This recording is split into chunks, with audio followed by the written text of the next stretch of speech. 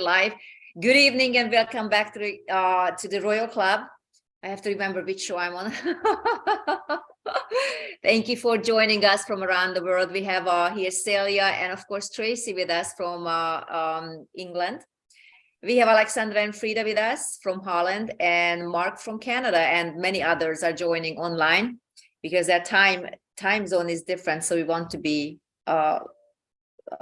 remember that not everybody's on our time zone. It's part of being considerate, I believe. Okay, so tonight we are going to talk about our worth.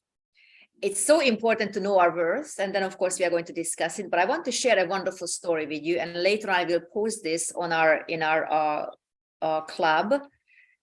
But so you can kind of go over it and chew on it. But basically an experiment was made. Now remember, we're talking about our worth. A man at a metro station in Washington, D.C. sat down and started to play on a violin. It was an actual true event. It was a cold January morning. He played 6 Bach pieces for about 45 minutes. During that time, since it was rush hour, it was calculated that thousands of people went through the station, most of them on their way to work. 3 minutes went by and a middle-aged man noticed that there was a musician playing. He slowed his pace and stopped for a few seconds and then hurried up to meet his schedule. A minute later, a violinist received his first dollar tip. A woman threw a money in the tile, and without stopping continued walking. So she didn't even stop to enjoy even 1 second of that beautiful music, but at least she expressed that she recognized that it was a beautiful music. Nevertheless, she went on her way. A few minutes later, someone leaned against the wall to listen to him, but the man looked at his watch and started walking again. Clearly, he was late for an appointment. The one who paid the most attention was a 3-year-old boy. Children are wonderful. His mother tagged him along, hurried, but the kid stopped to look at the violinist. Finally, the mother pushed hard and the child continued to walk, turning his head all the time. So he came, just picture this, he kept looking back because he wanted to see this musician, he wanted to hear the music, but then he was dragged by his mother. So this action was repeated by several other children. All the parents, without exception, forced them to move on. In the 45 minutes, the musician played, only 6 people stopped and stayed for a while. About 20 gave him money, but continued to walk at their normal pace. He collected $32 within these 45 minutes. When he finished playing and silence took over, no one even noticed that he left. No one applauded, nor was he even recognized or given any kind of recognition.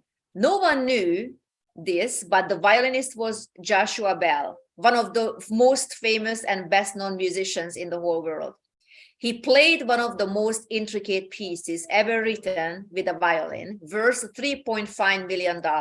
So not only he played the best music ever, Bach, of course, we Europeans know about music, at least classical music. He was Joshua Bell, one of the best violinists in the whole world. And he was playing on a violin that is worth $3.5 million. I'm assuming it was a Stradivarius, at least. I'm assuming it's probably a Stradivarius.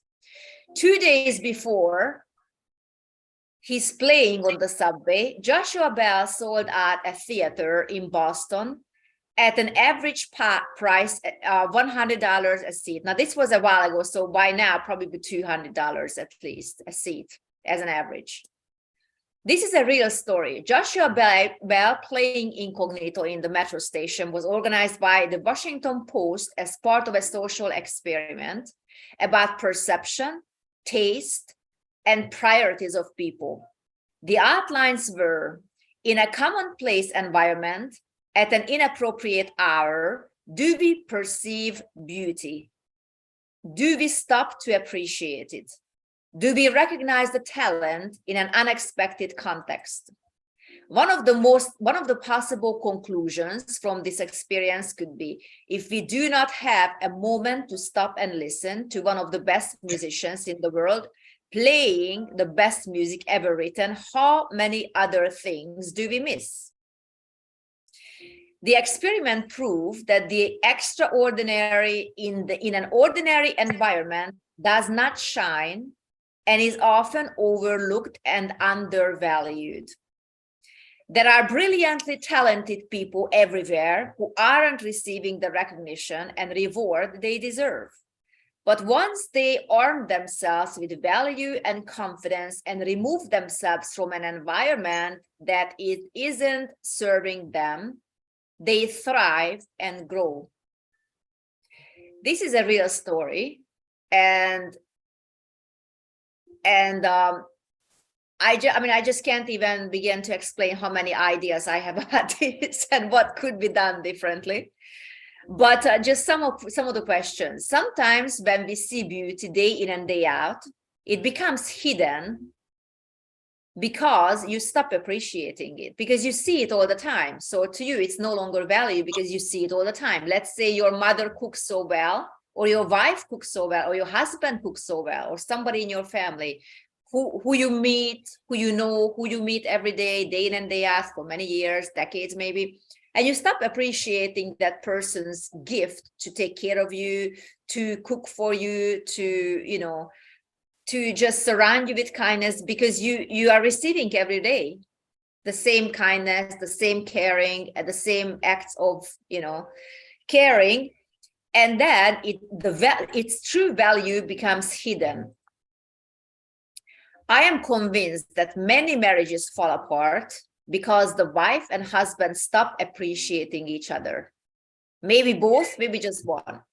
People leave their jobs because they feel underappreciated and undervalued, and they would go to another job, to another workplace where they feel they are being appreciated. Sometimes it's not even an issue of money.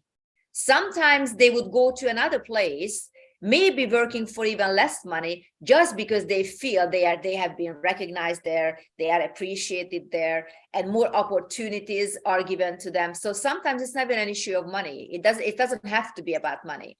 So in conclusion, my question is to you today: do you know your worth? Do you know your value?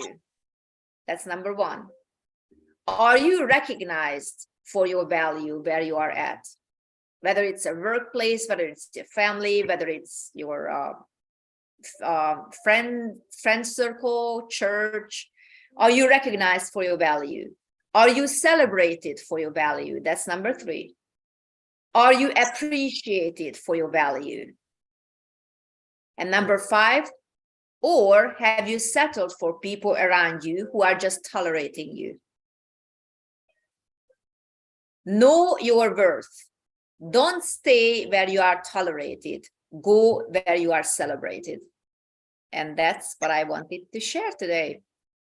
And now the panel is open for questions, comments, and observations and sharing.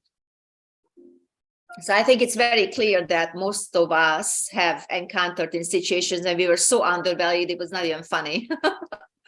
And looking back, it's like, you keep giving day in and day out, and they have no idea who you are.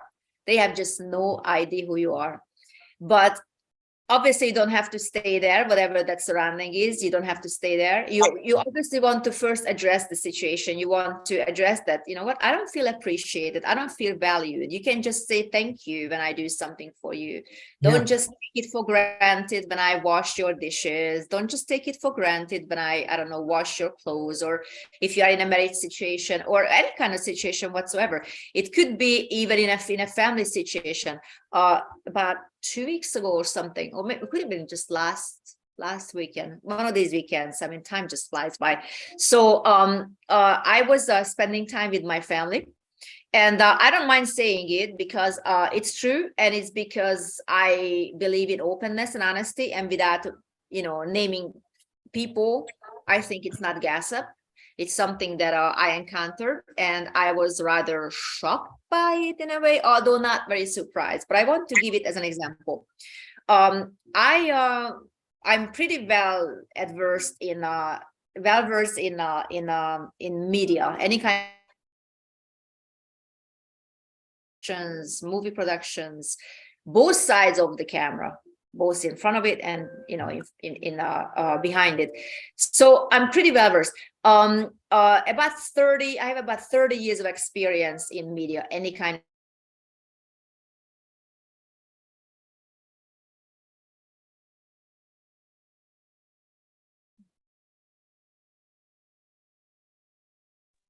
Can you hear me, see me?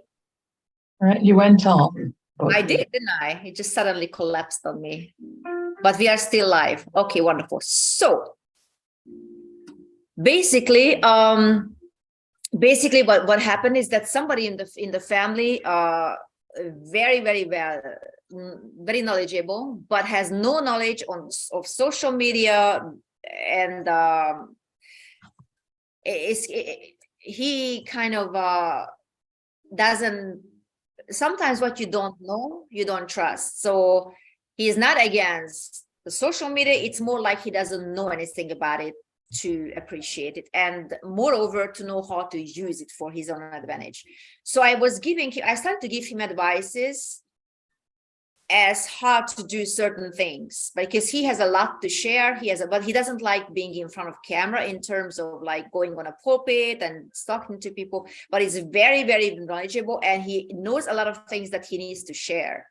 And I wanted to encourage him to do that. And it's one of my closest family member, actually. And I just began to notice that, my goodness, this person has no idea how very well versed I am in all the things that he needs help in. And I had a lot of people around, we were sitting around the table, a lot of people, family members. And but I had to talk to this person directly and kind of ignoring everybody else. So I would respond to his questions, and we then go back and forth. And I even had one of my telephones with me, and I was able to show him what I'm doing in that very area where he needed the most help. And he was amazed. And it just dawned on me, my goodness, all these years he had no idea what I'm doing. And therefore he couldn't appreciate me in that capacity. Maybe in other capacity he can appreciate, but he had no clue that I'm actually very well versed in things, the very things that he needs help with. I mean, everything he needed help, I was able to help him, and I can set him up. I can do. I mean, and I just barely scratched the surface in the things that I'm actually doing, and just on that level that he needed the help. It doesn't even have to be professional.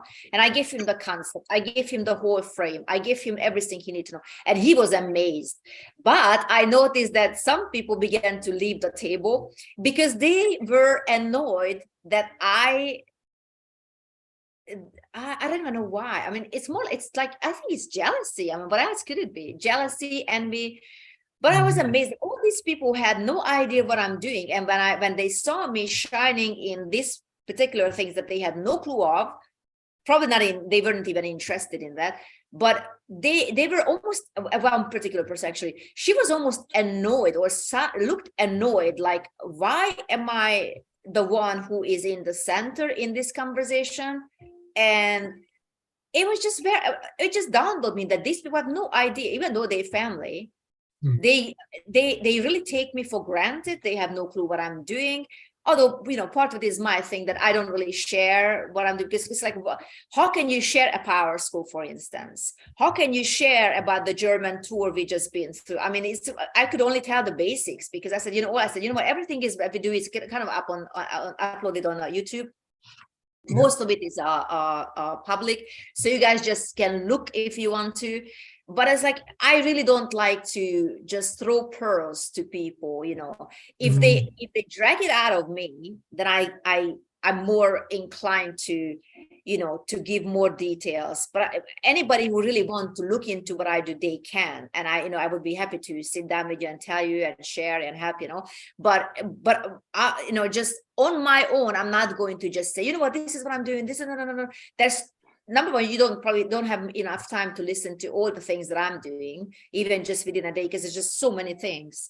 But But I just realized that, you know what, I am not being appreciated by these family members because simply they don't know who I am in that capacity. They know me in a certain way. So what I'm saying is that sometimes what happens is that what you see every day sometimes becomes hidden to you. Yeah. Even though it's very valuable. And it could be part of an aspect of you that is become hidden or became hidden to the people who you meet with every day. It could be church people, it could be your very family, it could be your very spouse, it could be your closest friend, because they just look at you as, someone, it's just a family member, they just look at you and they just take you for who you are on what they see. But there's a lot of things that they don't see about you that is also extremely valuable, but they don't seem to know that because they don't see you from that perspective. They see you, it's more like you are too familiar. Mm-hmm. They became too familiar with you. So just want to encourage you that if you feel that some people might treat you like too common, too familiar, maybe it's because they don't know what you do, maybe because they don't know how much you're worth. But either way, if that bothers you, then maybe you need to speak up. Maybe you need to, especially if it's a spouse, obviously you don't want to just, you know what, bye, I'm leaving. You can't do that. With friends, you can. With church, even you can walk out. With the gym, you can walk out, or any kind of surrounding, you can just walk out, even from a job, you can walk out. Marriage, no. But I'm just saying that, number one, you can speak up. You can get the person to be interested in what you do, and vice versa. You might also want to educate yourself on what get to know the person better who you are with. But just don't necessarily stay if it becomes a regular problem or a habit of the other person to kind of overlook you, take you for granted. If you spoke up, if you were explaining things and situation still hasn't changed, chances are the person doesn't really want to value you, no matter how much you do, So you can just walk out. Don't stay where you are tolerated. Go where you are celebrated, because when you are tolerated, there's nothing that you cannot receive anything, number one, and you cannot give anything. There's a lot of relationships I had to close because I felt I cannot receive anything because the person is on a different level. We are just, I am from the moon and he is from somewhere else. So it's like we didn't even meet, on a level. But also the person was not willing to receive anything from me. So if I find myself in a place where I cannot receive, nor can I give, and I'm talking mostly in relationships as well as in church, because that's also a lot of relationships with people. That's what church is all about, community and all. If you cannot receive anything there, you cannot give anything there, there's no reason for you to stay in that surrounding. And sometimes when you kind of withdraw your presence from people who don't appreciate you, they will learn to appreciate you, because then they will realize, oh my goodness, I miss this person. I miss the person's spirit. I miss the person's input in my life. And sometimes what happens is that they don't notice all the things that you are, even just being there. Even just being there. You don't have to be a Joshua Bell playing on a 3.5 million Stradivarius, but just being there for a person who doesn't appreciate you. Don't settle for that, because you deserve better. And that's what I wanted to say. Yeah. Thank you for listening. Yeah. Now we can all go home.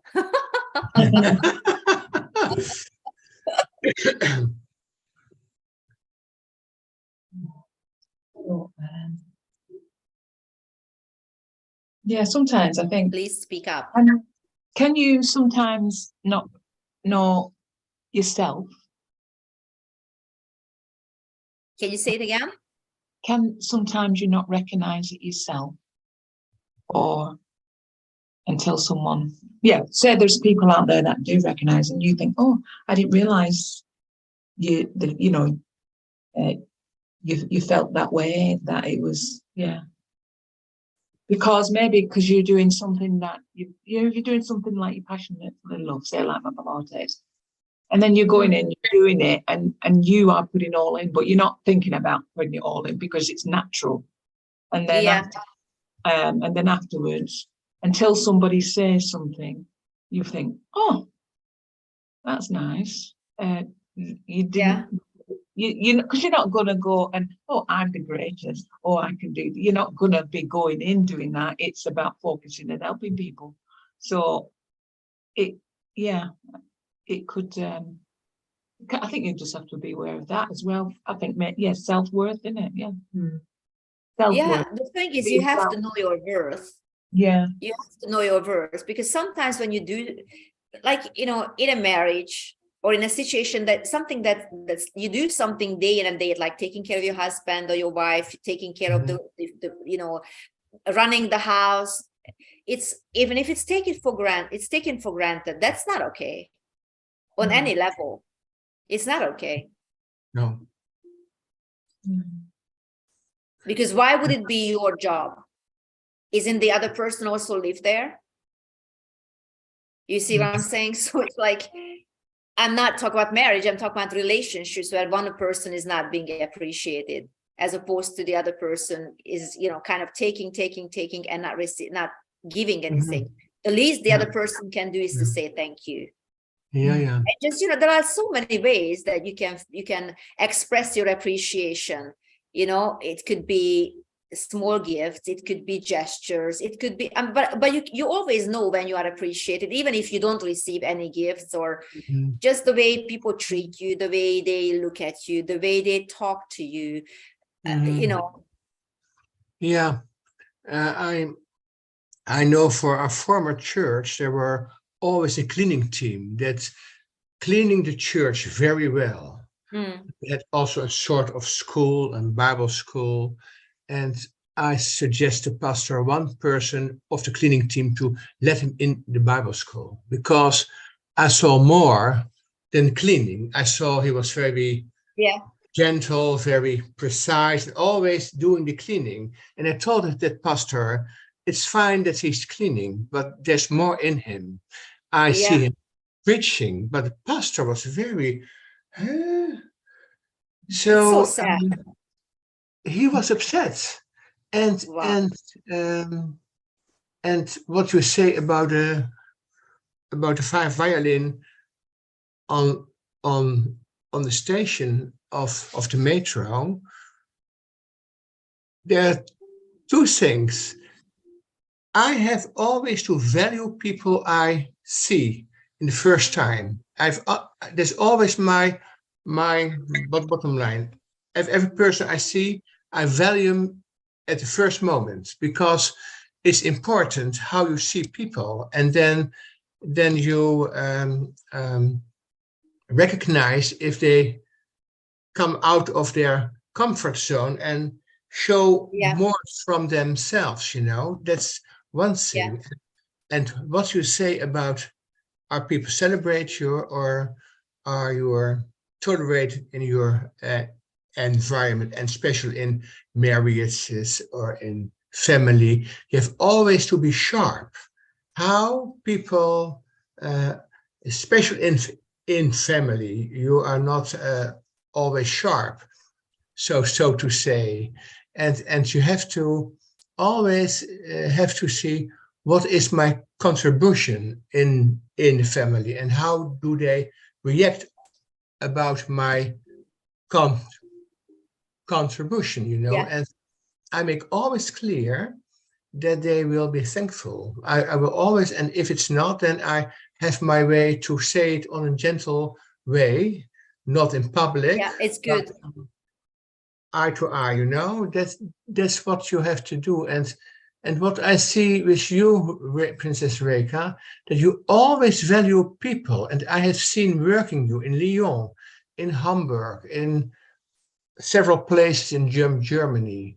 And what I have seen, you are always sharp. You are always contributing the mission. Always not, it's about you, it's about the mission, it's about the man of God. So you contribute, and you take everyone who wants to celebrate that man and can support that man, you take them with you, and you learn them in the way. So we're learning a lot of things the last few years about protocol, about value, about your behavior, what to say, what not to say. So it's very, very precious to me how you handle things in the family. Thank you. Yeah, very valuable contribution. Yeah. And also there is the other side, that sometimes people don't know their own value. So for instance, that person that you talked about, the one who was cleaning, maybe he thought his only value in this whole situation is that he would be cleaning forever. Right. Well, it's very shocking that the pastor had no intention to promote him. He was quite happy. It was shocking for me. It was shocking for me. That speaks value of a leader. It speaks value Yes. of a leader. Yes, because remember, how Apostle always says that the pastor should always promote his own people. It's not quite his words, but I'm kind of paraphrasing. But the point is that the job of your mentor, your leader, is that they will bring out the best in you. So I would doubt that somebody was born on this earth just to clean. I don't think that this is the only gift that anybody. No. I think everybody should be cleaning after themselves. I think everybody should be contributing, and there is a time when you do service, and we mustn't forget that. Very valuable. But it's not about the cleaning. No. Because cleaning anybody can do. But I would sometimes you can work with people. I personally work with a lot of people. My goodness, a lot of people over the years, from different nationalities. And people are people everywhere. So it doesn't matter whether they're black or white or any kind of other color, or they're coming from different cultures. The bottom line is, if they want to serve, you can see that they have a servant's heart. Doesn't matter where they come from. Doesn't even matter what position they hold. But I purposely put people in position where they could serve. And when I see someone doesn't want to serve, I know that person is a problem. Maybe not today, but someday soon, that person will be a problem. Because if you cannot serve, if you cannot clean the floor or lay out cables for the Lord, you can only preach for the Lord. You don't do it for the Lord. You do it for yourself, because really you see how we work. I mean, you're the same way. You see how we work. It doesn't matter whether we preach, in terms of whether we are in the limelight, or we do cameras, or we lay out the cables, or we clean after, or we do the breakfast, or it doesn't matter in what capacity. We are mission focused, and that's the right attitude, because we want to serve. And by serving the people in any capacity that is needed at that moment. Again, I'm the director of the international director of the entire ministry. So if I can clean, do cables, do cameras, maybe other people can too. You know that I have a servant's heart in that surrounding. I have no problem doing either. I can teach, I can be on the stage, I can do cables in the background. It makes no difference to me. And if maybe I ask you to do the cables, or other people do cables, and my job is something else, but I see that you need help, I rush there immediately, and I start helping you doing the cables, even though at that surrounding it may not have been my assigned duty. But if I see that you need help in any area that could have been like maybe less than what I was assigned to at the time, I have no problem leaving that situation and going and rushing there to help you. But it's interesting, because I know someone, and a very interesting person. He's no longer with us, of course. But once I asked him to do cables. Once. Do you know what he did? He delegated it to somebody else. I knew that he will be a problem. Sure enough, he was a problem. But I always remember, as I was saying, I work with so many people, and there's so many experiences and little anecdotes that I could share, obviously without names, but never fails. When somebody doesn't want to serve, you will always know that there's a problem there. Why wouldn't you serve? Or maybe the person only wants to appear like he's serving when the man of God is around, or when the woman of God is around. Now that's called eye service. Yes. Because the moment they leave the building, or they step out of the door, or they turn away, you are all of a sudden you are no longer working. You leave it to somebody else to do your job. Mm. What kind of a nonsense is that? Yeah, It's almost yeah. very childish and very immature and very dishonest. And it really, really reveals your heart. Yeah. So, yeah. And it's very helpful to watch people, how they behave, how they Yeah. react, how they It's a do. social study in and of So itself. I can write a book of it, you know. Yes, you can. I can write a book of it because Yes. I know some moments we had a gathering, we were very busy, it was very late, so everybody go home. And Frida and I looked to each other and said, well, we have to do the dishes because it has to be clean, you know, for the next person who came in the morning. Yeah. And so we were discussing it, but nobody had the idea Nobody. to That's take the that, thing that you it know? doesn't even enter their mind. Something is wrong. Yes. Yes, Isn't it is. Yes, it is. If they excuse themselves, oh, I have to rush, I have to take care of the kids, this and that, then at least they thought about it. But if somebody doesn't even think about doing anything in the background in terms of service or helping others, something's wrong. yes. Never And fails. And yes, people like this will always be problem. People like this you don't want to put on the stage because they are yes, only after the limelight. Nothing else matters. They will yes, always blow up in your face. So yes, yeah, and you can yes, definitely write on it. yes, and I've seen in the life of Cecilia, she go back to England to help her father. She did it very gentle, but there was a moment that Celia have to say to her father that I do it for you, but Yeah. do you appreciate what I'm doing? Because Yeah. you are very old. I'm doing it in free will for Yeah. you. I clean your home, I clean that, I clean this. And so there's a good relationship between Celia and her father, but she was always clear to give him the message, That's good. Daddy, I do it for you, but don't be used with it. Yeah. It's special because you are my father. Yeah. Is that right, Cecilia? Yeah, he knows it now. Yeah. You did it so very well. Yeah, he does say thank you now. You did Yeah. it so very well. Yeah, he still yeah, it's because he calls upon you. It's like for every little thing, but you know, I have to every time say, listen, you know, you can't just click your fingers and I'm coming running all the time. Yeah. But yeah, I just always make him be aware of it because it's like I pick up the phone every 2 minutes.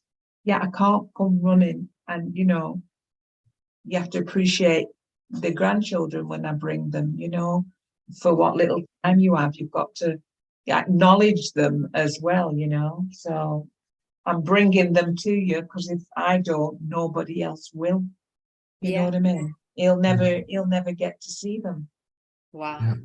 So yeah, so that's I just stop. Well, he did. He has said he appreciates seeing the grandchildren, his great grandchildren. But yeah, he can get carried away now and again. But yeah, I do remind him. Mhm. Yeah, yeah. But I think he's the only one, isn't it? Me and Tracy are part of the group. We all value each other. We all That's wonderful. encourage one another, don't we, as well? yeah. We were there last night, and it's like, you know, anybody needs help, we're there. We pray. We got the group. We pray. You know, yeah. And everybody's always saying, you know, don't be shy. Ask for help. You know, everybody's there. So, but we're you know, we'll say, right, what we're going to do for the church. You know, what's coming up. We've got a vision Sunday on Sunday, so we'll see what the vision the church is and what, you know, how maybe we can serve different. Maybe, yeah, we'll just see what the future vision is for the church that you could be involved in, I suppose. Mhm. You know, but I think that's very healthy. That sounds very, very healthy. Yeah. yeah. I mean, you've got to do something for the Lord, haven't you? You have to. It's the Lord. You're not doing it for the pastor. You're doing it for the Lord. You know. Yeah, Yeah. you would be surprised to see how many people just wants to be served.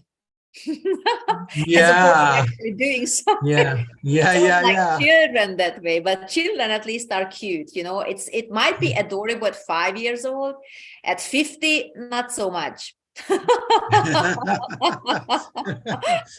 So it's good when you learn to put your foot down and have some serious conversation with people that you feel are undervaluing you, and just give them a chance to get to know you and get to know how well you do certain things. But what struck me about this social experiment with Joshua Bell is that, number one, he was not, you know, being one of the biggest stars in violin anyway, in the world, and has been for decades. I mean, nobody really tops him. But the point is that he didn't object to this thing that, you know, he would play on the street, basically like a street musician. So I see a lot of humility there as well. So that really just spoke to me, as well as the people's absolute I don't even know if it's stupidity or just overlooking someone's value just because they play on the street. Yeah. Same violin, they maybe don't know the musician, that's fine, but you can tell, I would think you can tell when somebody is playing an instrument masterfully. Yeah, someone. So how on earth it just never even, and I will post the video so you can see it for yourself.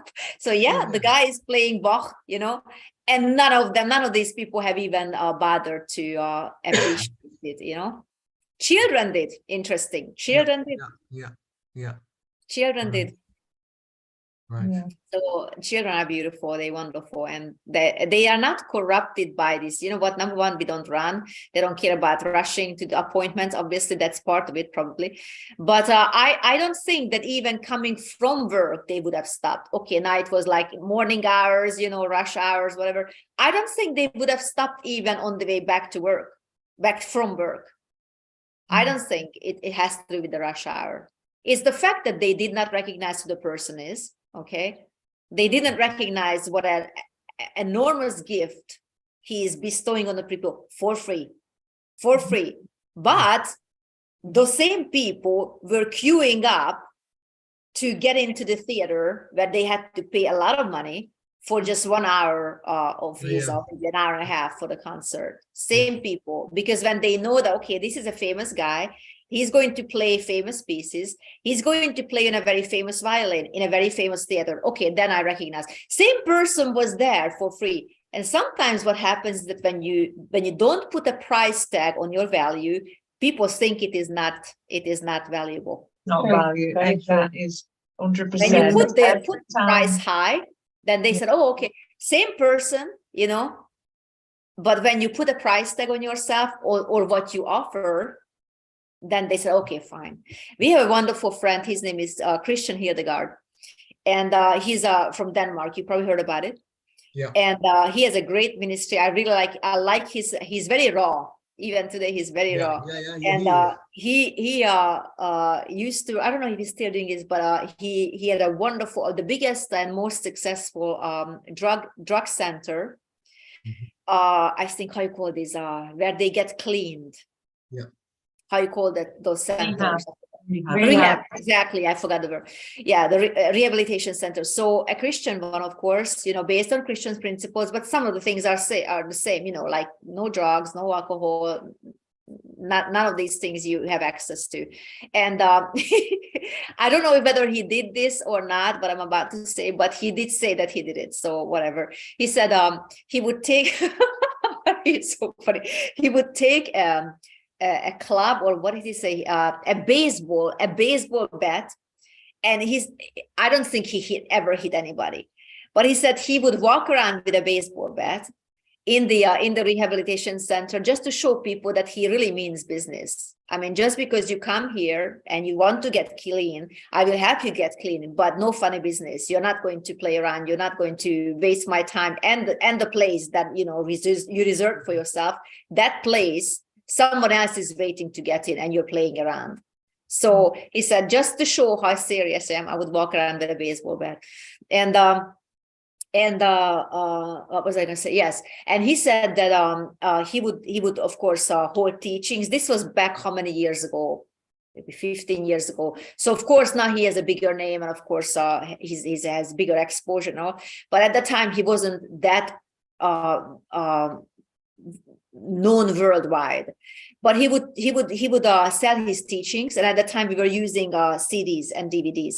And he said, okay, I always want to see wherever I am how much is a musician CD or anybody else, like anybody in the world, like what kind of CDs they are selling and what's the local price for that.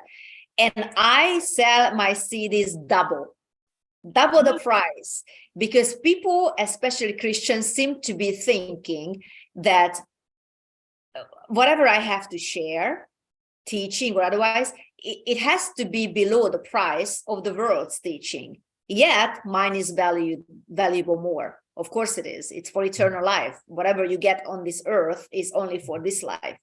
So, and he said, I remember what he said. He said, I asked for double the price because I paid for it. Because he's sharing his own experiences, and he, with his blood, sweat, and tears, he paid for those experiences. He said, I'm not going to give it for free, and I'm not going to give it cheap. He said, I'm going to put a price on it at double. And I really celebrated him, because I never heard anybody talk like this, apart from Apostle, of course.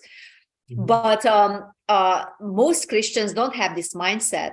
And the tricky thing is that just because the Bible says, freely you have received, freely you give, that is not applying to this situation. Yeah. Whatever you, because also I think Donna Osborne said, or Daisy Osborne said that whatever you can do, put a price tag on it. Yeah. Let not Christians think that whatever you do is for free, because they stop appreciating it. True. That's true. And I learned that very, very well, because I see it so many times that even when you teach and it's for free, they don't even bother to stop and listen. But if you put a price tag on it, that you immediately say, okay, wow, this is something valuable.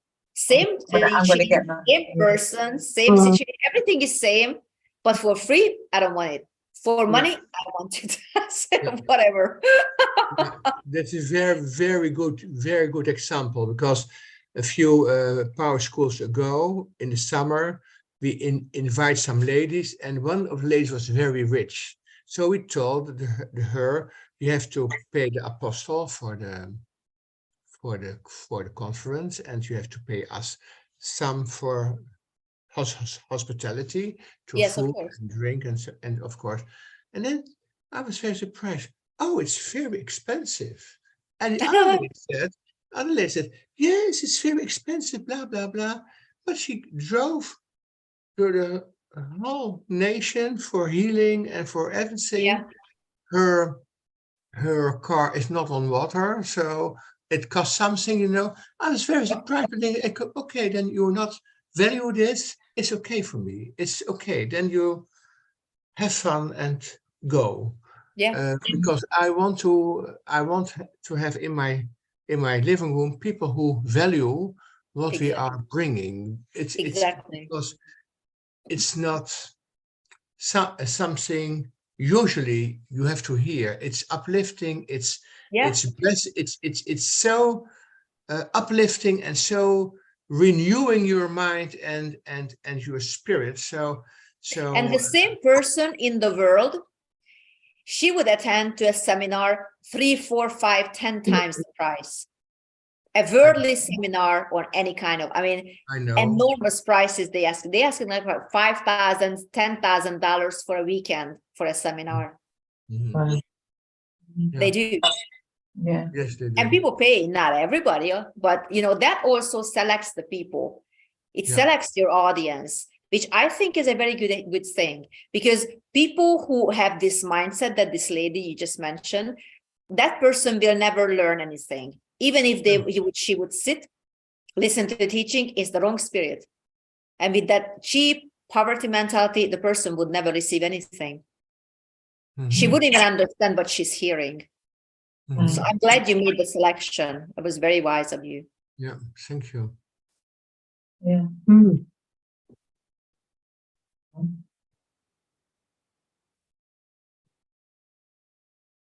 Yeah. Okay. Any other question, comments? Well, during a session, I was thinking that Jesus washed the feet from 11, 12 disciples. It was not public, it was private, it was in a room, it was closed, and the people were very upset he was doing it. And my story about this thing is maybe Jesus sitting at the table waiting who one of the 12 will washing the feet. And then Jesus by himself stood up and he did the job.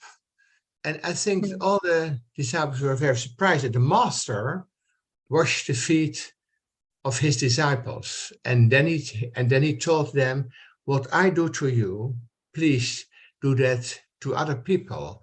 That's the foundation of every ministry, to serve, to serve and to lift up people, and it's not when the light is upon you, you know. He showed us an example. He didn't just speak about it, he showed it to us. Show it.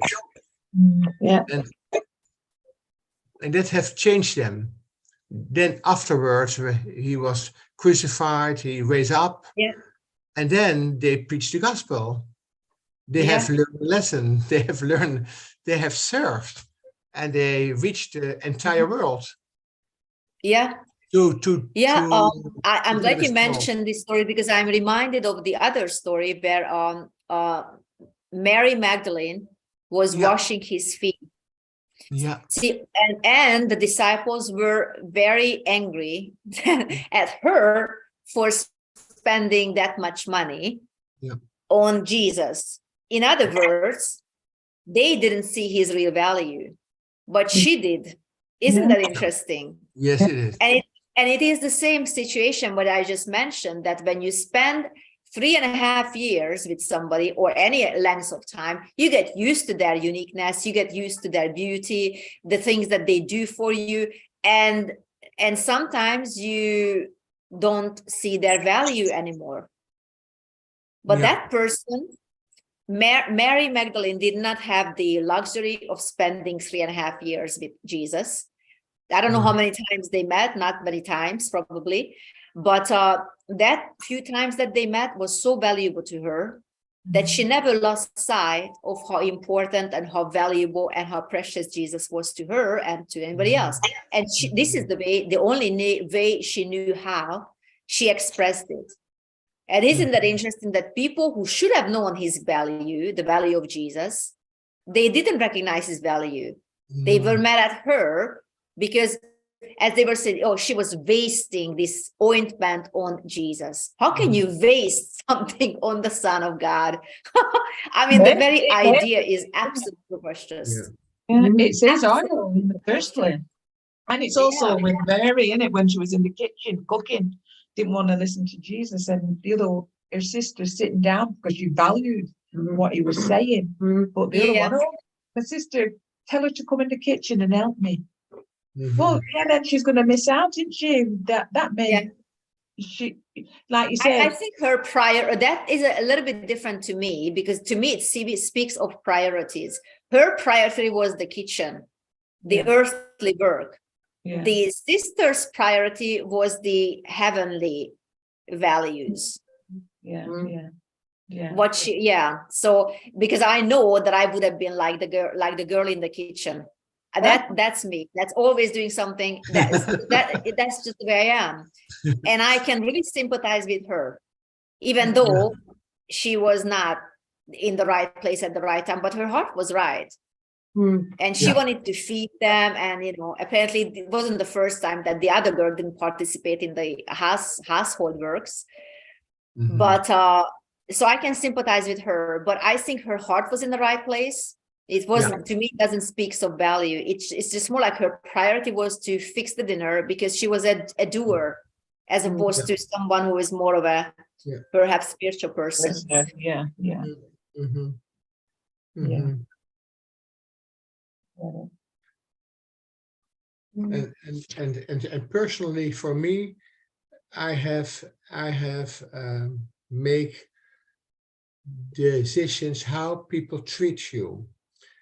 If I am right in all my things, I'm very, I observe, I give them a chance, of course. I Yeah. give a second chance, and if I'm very good, I give them a third chance. But then you have to go further. Then you have. There are one of the messages Apostle told.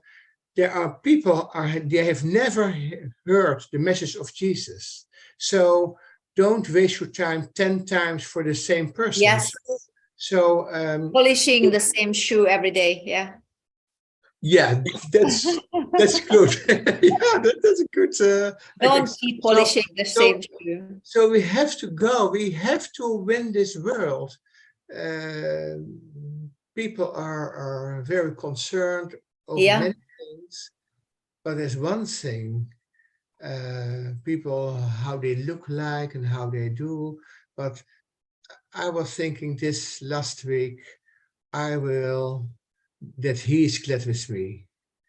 That he who sits on the right hand of the Father said, okay, you are my man, or you are my woman, It's always that I so walk that he is glad with my life on earth, because every day I stand up, I breathe, as I thank the Lord for my breath and my energy and my new day coming, and so that's about the my mercy seat. What I wrote one thing what I want to discover the last week. I will discover the very secrets of the mercy seat, to be in the presence of Him, and that's very powerful. If we are in the presence of Him, then all the things that come out of me and Him, it bring life, it bring resurrection, it bring healing, it bring good tidings. And that's always I train my mouth to bring good tidings, especially in this last year where all the news come over you. Sometimes say, oh, do you have heard? I think, oh no, stop it. I can say to finish sometimes, but I don't want to say it in the world.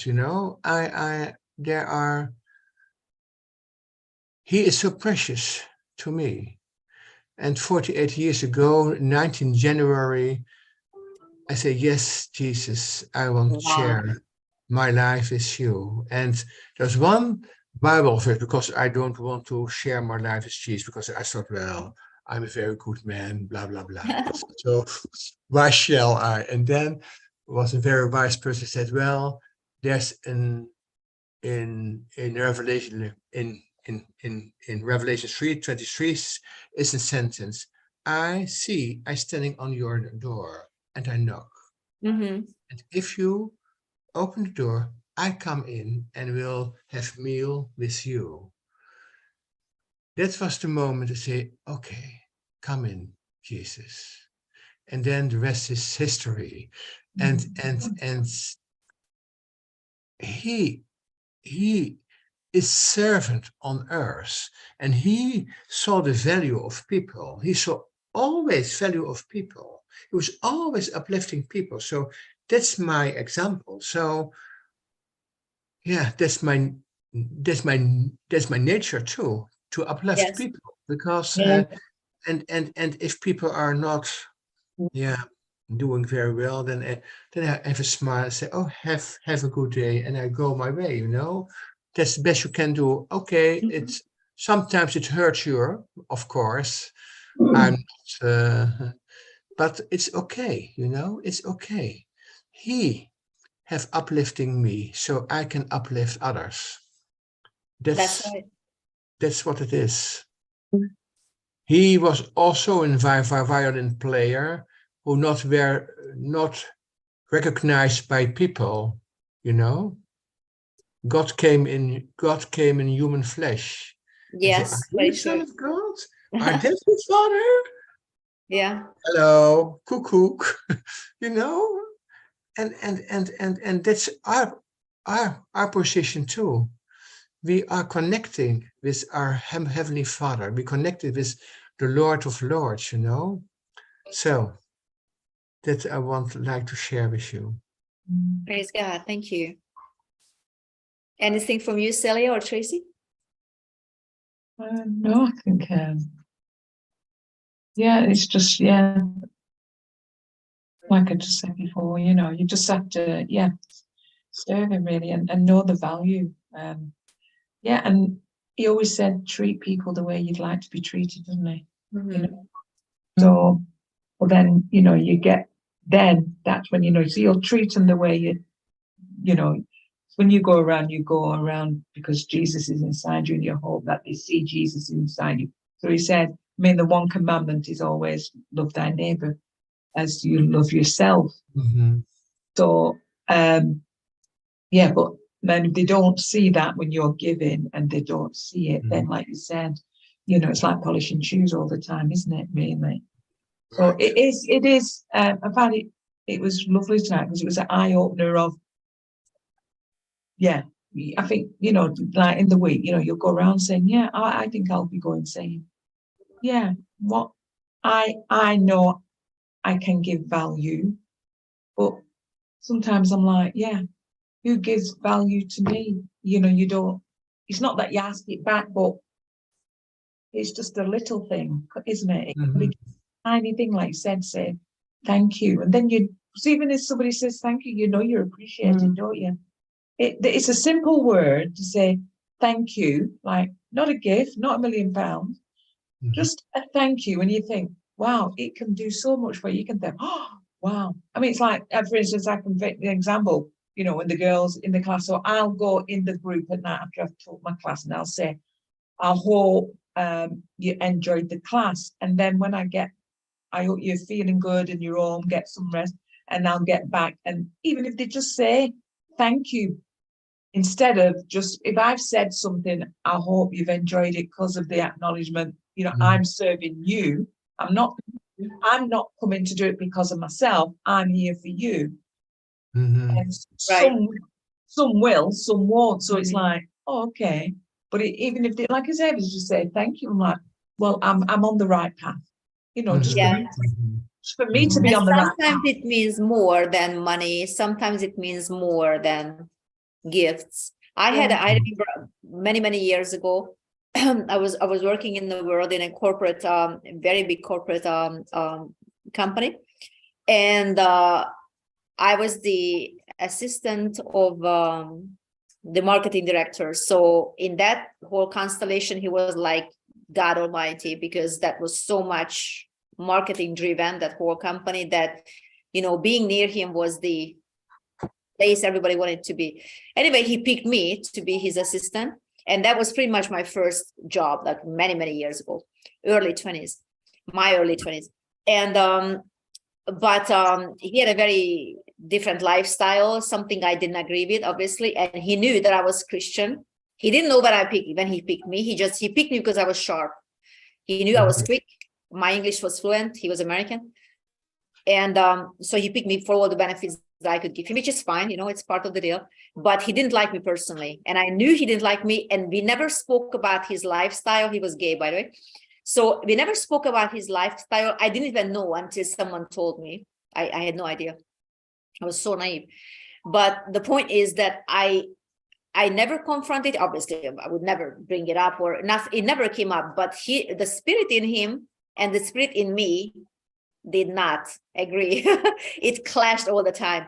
And I always knew that because of this, even though maybe even he couldn't put the finger on it, because of this, he didn't like me as a person. That was the first and only time I remember that that somebody at any workplace didn't like me. He literally didn't like me. And but he gave me a lot of money for Christmas as a bonus. And yeah, it was nice of him and all and whatever, but it just didn't feel like a gift because I knew that the person who gave it to me didn't like me. So sometimes saying thank you means more, and when you feel appreciated, it means more than a lot of money. And I can say from experience that people would rather crave that you would appreciate them, that you would express your genuine love and appreciation and recognition of their person and of their gifts and talents and skills and all the things they have done for you or they are doing for you, especially if it's like a regular thing. Maybe they are your assistant or your wife or husband, someone that, you know, requires a day-to-day work. They would rather appreciate that instead of flowers, gifts, or whatever, you know, they would actually feel appreciated. So, and I can tell from my experience, this is how that situation was. Maybe it was the spirit that was within him that didn't like you. It was indeed, of course. Yeah, of course, yeah, indeed. But because he couldn't point anything out that I didn't do right, because I was the best at, you know, and it's so funny that he went behind my back after a while, because the tension was so not from my side, because I actually liked him, but he didn't like me. But he tried to replace me with someone. He tried anyone, and HR told me, human resources told me, so he wanted to. Is there anything going on? Like, you know, you guys don't get along? I said, no, I didn't know, because he just came in and said, oh, I want anybody else but her. What's wrong with her? And he couldn't point out anything that I did wrong.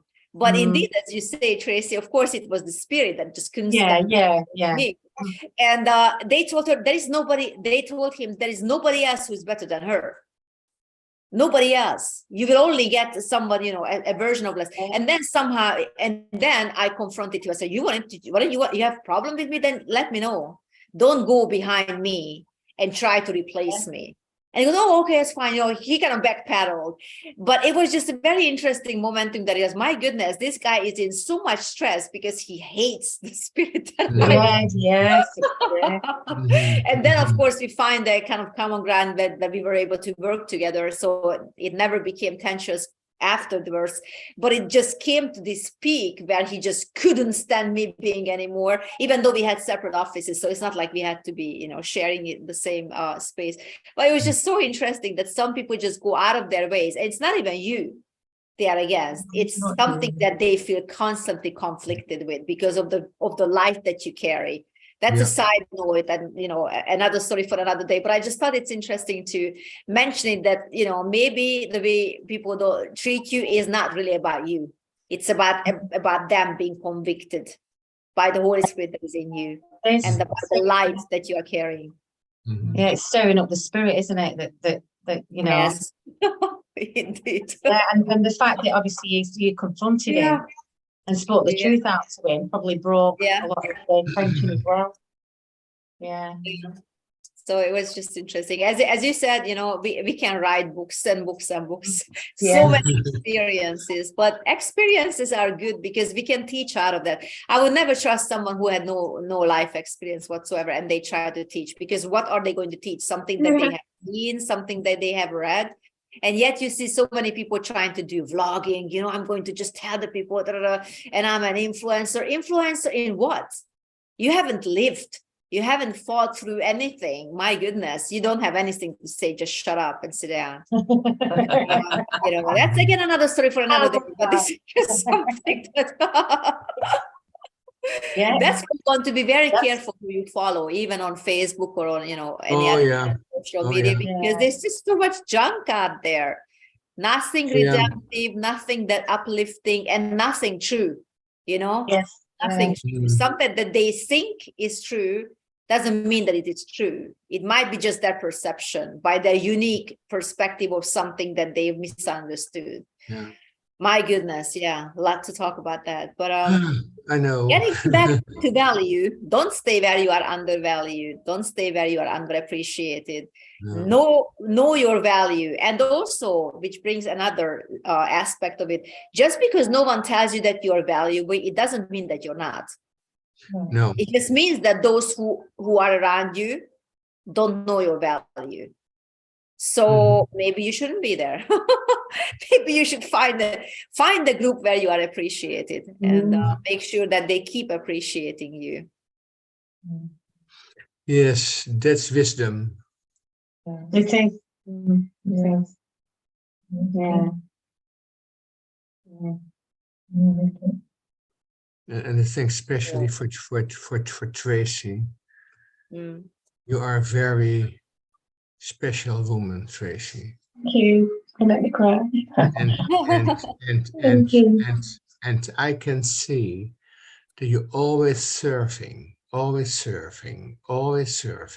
and people Thank you. didn't recognize it. So, but there's one who recognized it. That's he who has saved you, and you are precious for him, and you are even precious for me, because I see such a beauty spirit in you. But I saw also that he take you by your hands, and he bring you in an other and environment. So please go with him and take the journey to new Beautiful. levels, to new Thank you. to new things, because I have a strong spirit in me that said, You are I will bring you, I will uplift you, I will bring you in a new situations where you can flourish. Sometimes when a plant is growing, you have to take the pot out, and you have to bring a bigger pot or another place by the window. There is more light, so you can grow faster, and you have some That's stuff right. in it, some food, some new Bible food. That's right. By example. So I will encourage you, go with him, and Thank you. that's it. That's Well, it's beautiful. funny. I prayed for a word tonight from this as well. I prayed to the Lord for a word, and I thank you for that word. The Lord's just brought me out of something that was not of God. And like you're on about, and I've accepted crumbs in life because I've not felt worthy. But God's bringing me through, and many journeys I've gone through, many, many, many different journeys. I do believe that the empathy I've got with other people to meet them where they're at, God has used me in a mighty way in the workplace, that people have come through to Jesus. And it's God that does it. He gets the glory, you know, and the journeys that I've gone through, and I have made some foolish choices, but God's turned that around for good and for his, you know, for him. So what you're saying is I will receive that. What you said to me, and thank you, Lord, you know, and bless you. Thank you for that.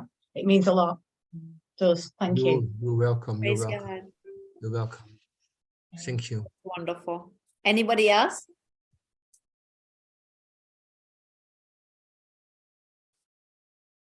Are we good? Yes. Very good. Okay. Would you like to close in prayer, Alexander? Yes.